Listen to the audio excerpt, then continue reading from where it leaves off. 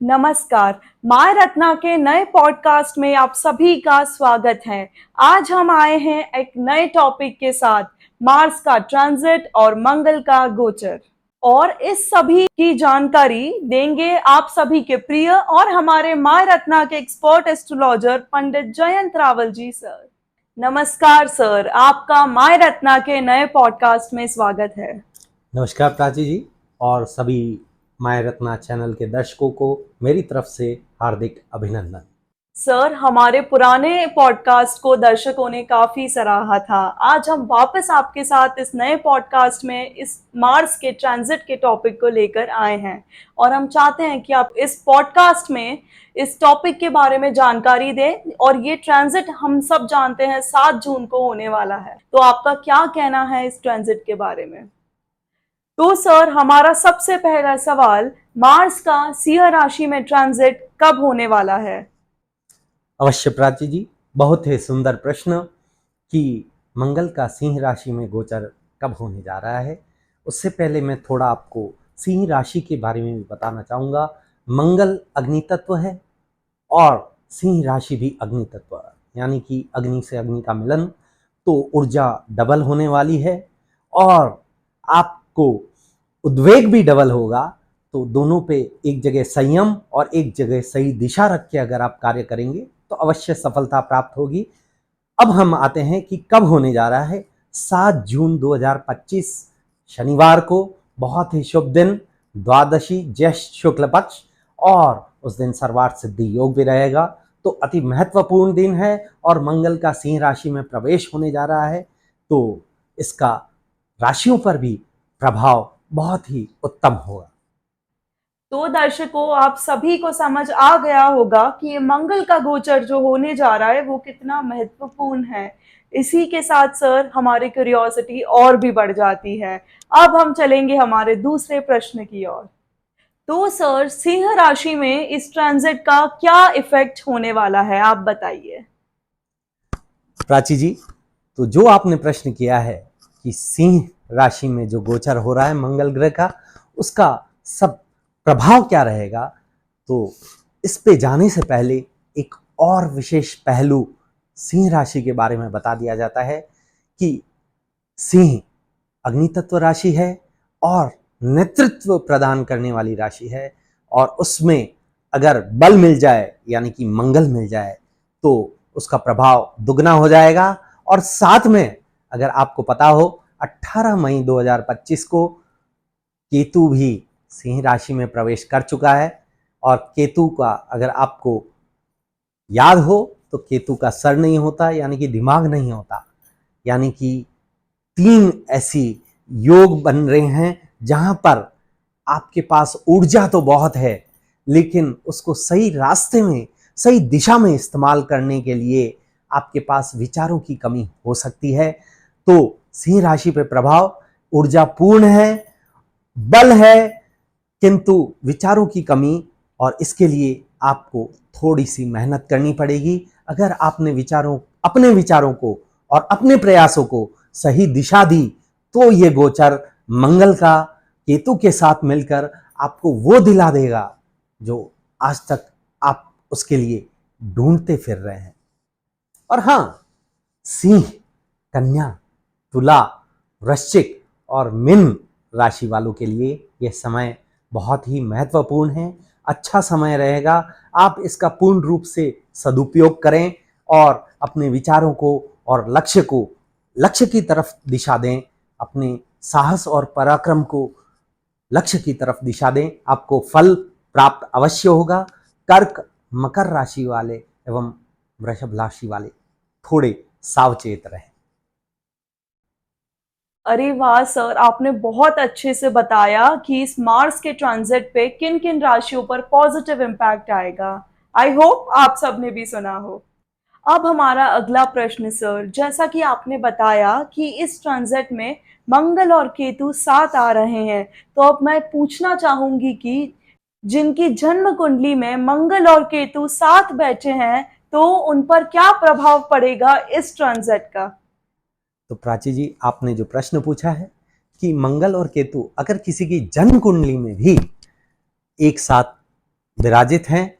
और जैसा कि अब गोचर में भी मंगल और केतु साथ में होंगे तो उसका प्रभाव क्या रहेगा। तो जैसा कि मंगल सब जानते हैं अग्नि, और जिस राशि में आ रहे हैं सिंह राशि भी अग्नि, तो डबल उद्वेग, उत्तेजना और गुस्सा भी कह सकते हैं, शक्ति भी कह सकते हैं। और साथ में केतु यानी कि वायु, तो जब अग्नि को वायु का वेग मिल जाए तो वो जंगल में आग लगा देती है। और इसी से संबंधित एक श्लोक मैं आपको अभी सुनाता हूं। मंगलः क्रूरो रक्तकारी च केतु रहस्यमयी च संयुते तु जातके भवति विचित्र गति। तो इसका अर्थ, मंगल और केतु जब साथ में होंगे तो एकदम से जो ताकत है, जो शक्ति है, उसको वेग मिलेगा, उसको शक्ति मिलेगी, उसको वेलोसिटी मिलेगी और वो उसकी गति विचित्र होगी। अगर वो सही दिशा में जा रहा है तो लक्ष्य को भेद देगा, और अगर गलत दिशा में जा रहा है तो वो अपने आप को तहस नहस कर बैठेगा। और यही अभी न केवल जातकों पर बल्कि संपूर्ण देश विदेश में भी यही होने जा रहा है। हो सकता है कि पाकिस्तान भी इसी गोचर में कुछ न कुछ गलती कर बैठे और वो अपने आप को तहस नहस कर बैठेगा। इसी अग्नि की गति से अब हम ये जानना चाहेंगे कि मांगलिक दोष वालों पर इस ट्रांजिट का क्या प्रभाव रहेगा। तो प्राची जी, ये जो आपने भारी भरकम शब्द यूज किया है कि मांगलिक, जिसके बोझ तले हमारे दर्शक भी दबे हुए रहते हैं, और अब आपके मन पे भी ये दबाव महसूस कर रहा हूँ, और इसको मैं थोड़ा सा क्लियर करना चाहूँगा कि मंगल जब किसी भी जातक की कुंडली में 1, 4, 7, 8 और 12वें भाव में हो तब वो मंगलिक माना जाता है। और अगर वही राशि अगर उसकी लग्न में हो और वो 4, 7, 8, 12 और 1 में हो तो वो पूर्ण मांगलिक माना जाता है। और साथ में अगर उसके क्रूर ग्रह भी बैठा हो तो अति मांगलिक हो जाता है, और उसके प्रभाव से बचने के लिए उसको उपाय करने पड़ते हैं। मंगल दोष अगर किसी जातक की कुंडली में है, इसको इतना भारी भरकम नहीं मानना चाहिए। बहुत से उपाय हैं, ज्योतिषीय परिमार्जन हैं, जिसके सहायता से आप इस मंगल दोष का निवारण कर सकते हैं।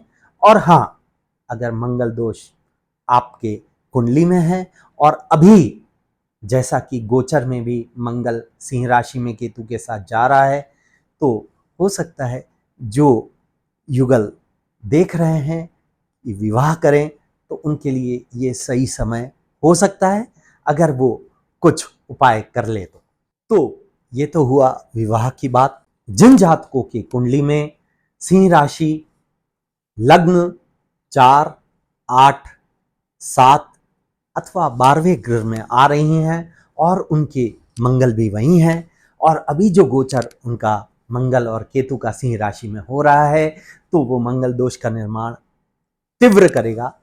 और अगर 12वें भाव में अगर सिंह राशि जन्म कुंडली में है और मंगल वहां बैठा हुआ है तो आपके खर्चे बढ़ सकते हैं। आप उत्सुक हो जाएंगे, उत्तेजित हो जाएंगे खर्चे करने के लिए, अनावश्यक खर्चे आपके बढ़ जाएंगे।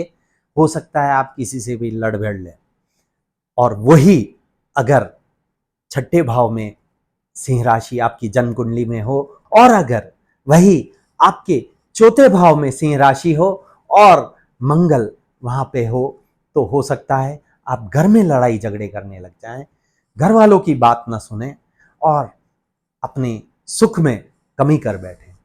तो मित्रों, यह अवश्य डिपेंड करेगा कि आपकी कुंडली में मंगल दोष कहाँ निर्माण हो रहा है और उसका प्रभाव गोचर के हिसाब से क्या होगा। इसके लिए अगर आप किसी विज्ञान ज्योतिषी से अपनी कुंडली का विश्लेषण कराएंगे तो आपको वह सही मार्गदर्शन देगा। सर, अब हम जानना चाहेंगे कि इस मंगल के ट्रांजिट में हम सभी को क्या रेमेडीज फॉलो करनी चाहिए।